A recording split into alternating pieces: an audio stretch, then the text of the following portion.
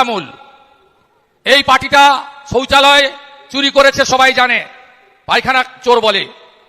এই পার্টি 100 দিনের টাকা চুরি করেছে সবাই বলে, আবাসের ঘর চুরি করেছে সবাই বলে, গরু পাচারকারী, কয়লা পাচারকারী, বালি খাদানের বালি, পাথর খাদানের স্টোন সব করে।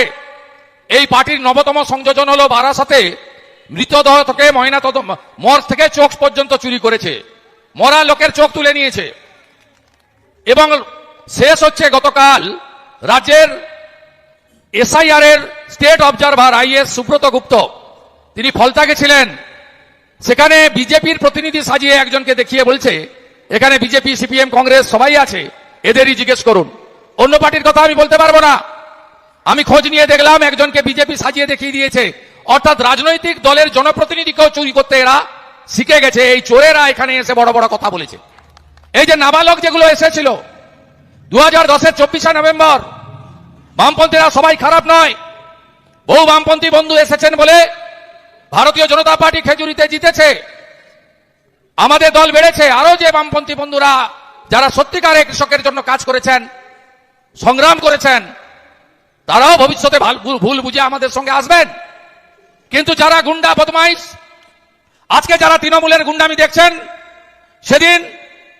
আজকে যারা সেদিন ভাষণ দিতে এসেছিলেন এই হালি নেতারা 2010-এর 24শে নভেম্বর, আপনাদের কোন চিহ্ন ছিল এখানে? বড় বড় কথা, বড় বড় লেকচার। নন্দীগ্রামের মানুষকে নিয়ে যদি লড়াই না করতাম, 24শে নভেম্বর 2010 সকাল 12টার সময় আমি যদি কামারদা না পৌঁছাতাম, তাহলে আপনার ওই পিসিমা, যাকে সেদিন আমরা দিদি বলতাম, তিনি দিদিমা হয়ে যেতেন, মুখ্যমন্ত্রী জীবনে হতে পারতেন না। পুলিশটা সরিয়ে নেন না, পুলিশ সরিয়ে নেন, আপনাদের বাড়ি থেকে গিয়ে লোক ইট খুলে নিয়ে আসবে।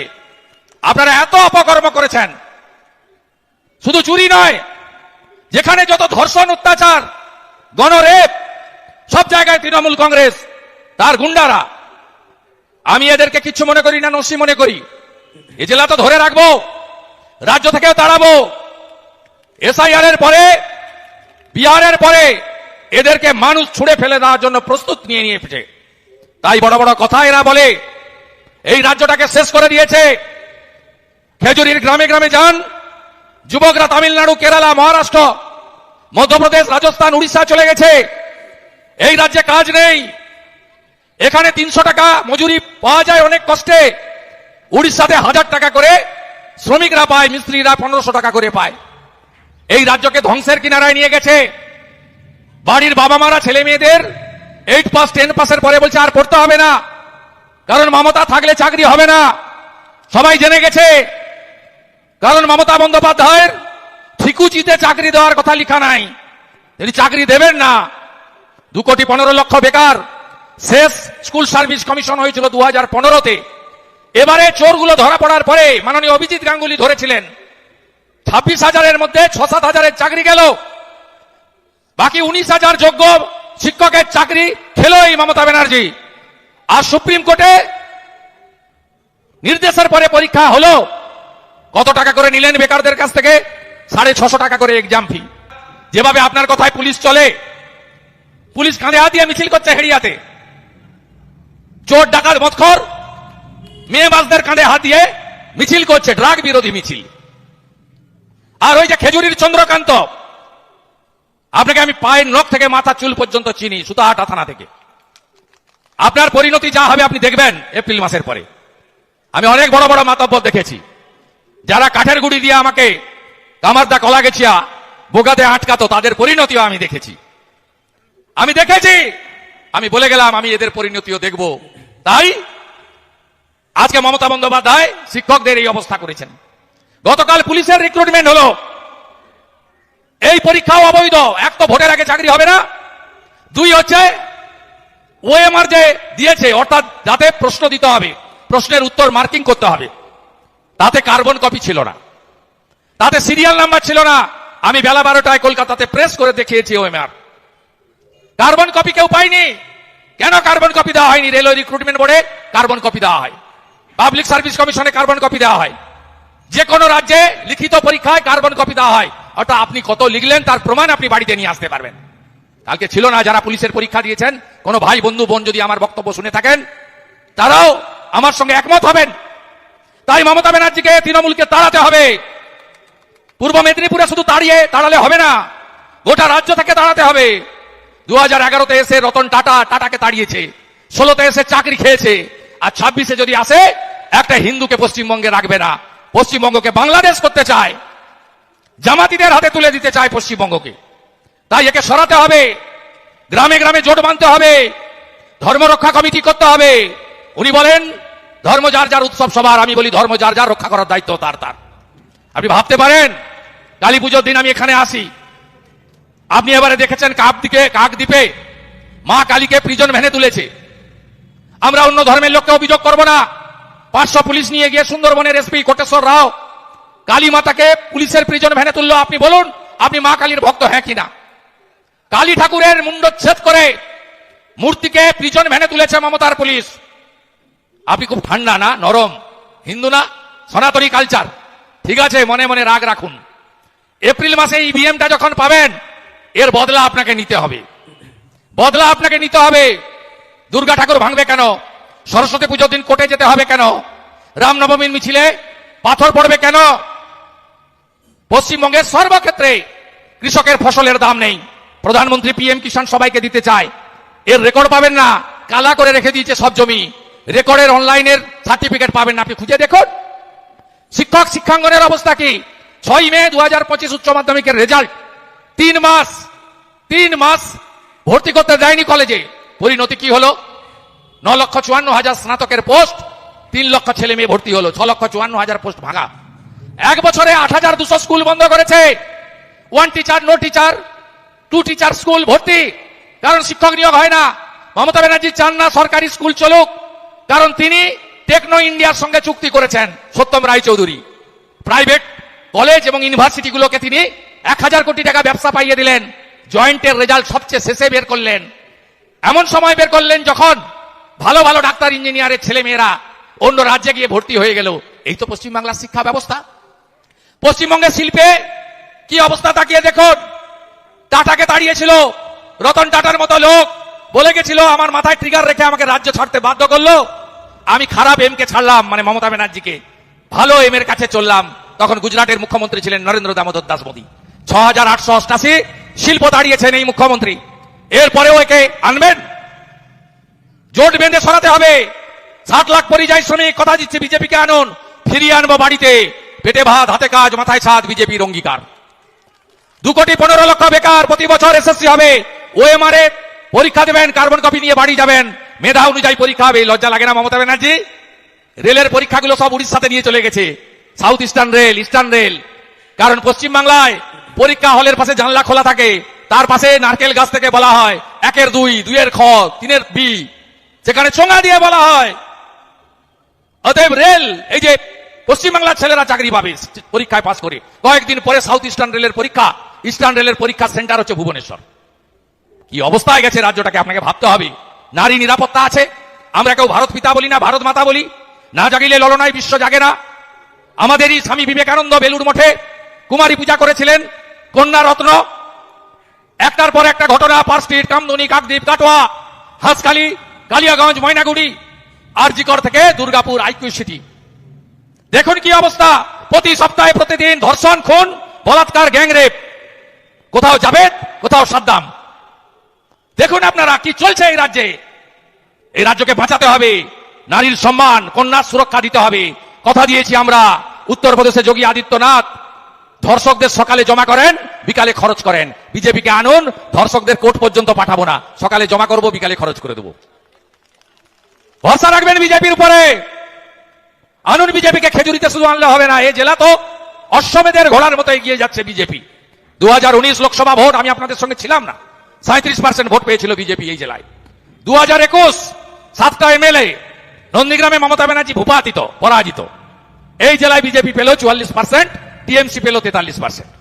2024 এসআইআর হয়নি, এসআইআর হওয়ার পরে এদের খুঁজে পাবেন না আপনি। আমরা 46% ভোট পেয়েছি পূর্ব মেদিনীপুর জেলায়। তমলুকে 7-7 বিধানসভায় লিড, কাঁথিতে 7-এর মধ্যে 6টাতে লিড, খেজুরিতে, পটাশপুরে সামান্য পিছিয়ে। অগ্নিমিত্রা পাল মাত্র 27,000-এ হেরেছেন, 13,500 ভোট দরকার। পুলিশ পোলিং এজেন্টদের গ্রেপ্তার করে আটকে রেখেছে, নেতাদের ঘরছাড়া করেছিল। কিন্তু অগ্নিমিত্রা পালকে পূর্ব মেদিনীপুরের এগরা 12,000 লিড দিয়েছে। কেশপুর লাইন, কেশপুর লুট করে, পিংলার একটা অংশ লিড করে হিরণকে হারানো হলো, কিন্তু পূর্ব মেদিনীপুরের পাঁশকুড়া পশ্চিম থেকে হিরণ লিড নিয়েছে। এই জেলাতে আমরা 46% ভোট পেয়েছি। আমি স্পষ্ট দেখতে পাচ্ছি এই জেলাতে ভারতীয় জনতা পার্টি 51% বেশি ভোট পেয়ে 16টা আসন পদ্মফুল চিহ্নে জিতিয়ে নরেন্দ্র মোদীজিকে উপহার দেবে। আপনাদের দুর্ভেদ্য দুর্গ তড়তে হবে।